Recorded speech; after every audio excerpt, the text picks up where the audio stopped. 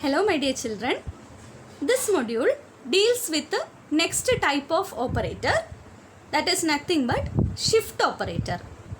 In Python there are two shift operators. One is for left shift and another one is for right shift. The next one is identity operator, that is and is not.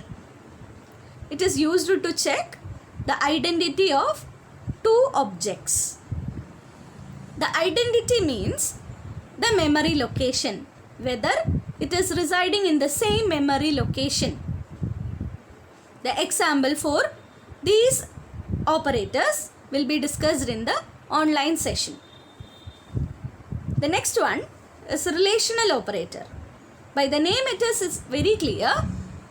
It is used for relating two values. That is again termed as comparison operators.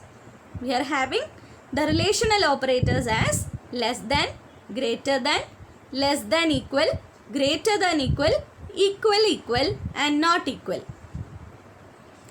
In Maths, you had studied less than equals in a different manner.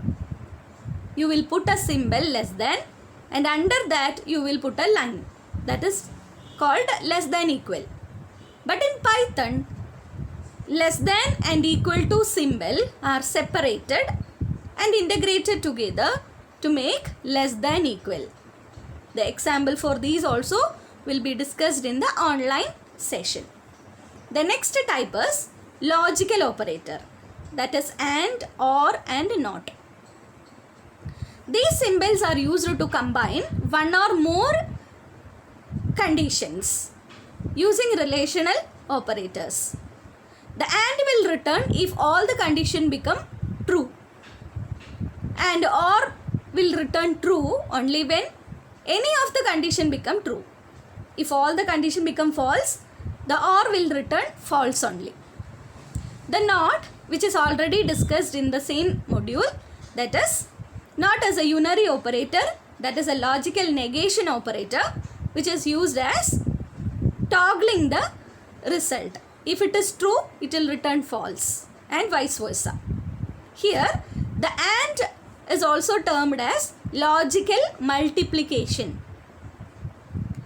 and OR is termed as logical addition. How logical multiplication happens? 1 into 1. 1 is considered to be true. 0 is considered to be false. So 1 into 1, we will get 1, that is true. 1 into 0, we will get 0, that is false.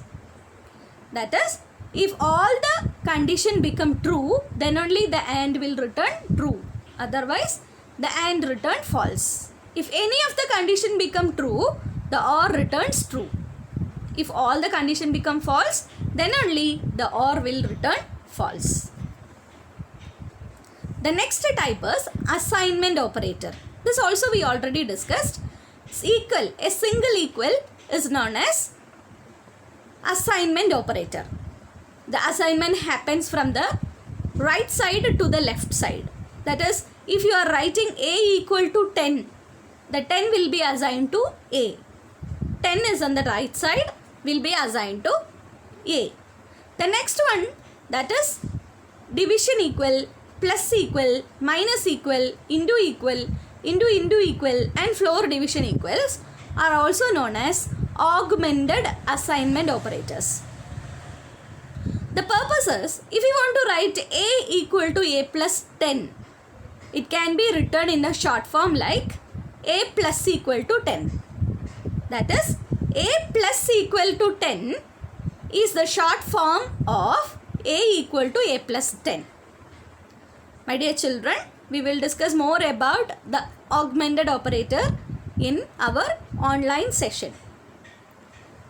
The only thing we have to remember is, while we are using an augmented assignment operator, one of the variables should be available in both sides.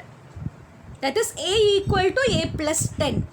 Here A is common in left side and right side.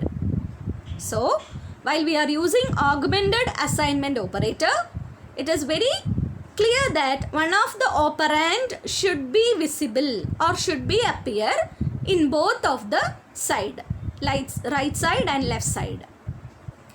My dear children, this is the next type of operator, that is membership operator. In and not in, whether a variable in a sequence, whether a value in a sequence, list of values. If we are giving 3 in 3 comma 6 comma 10 comma 15, so the result will be what? True.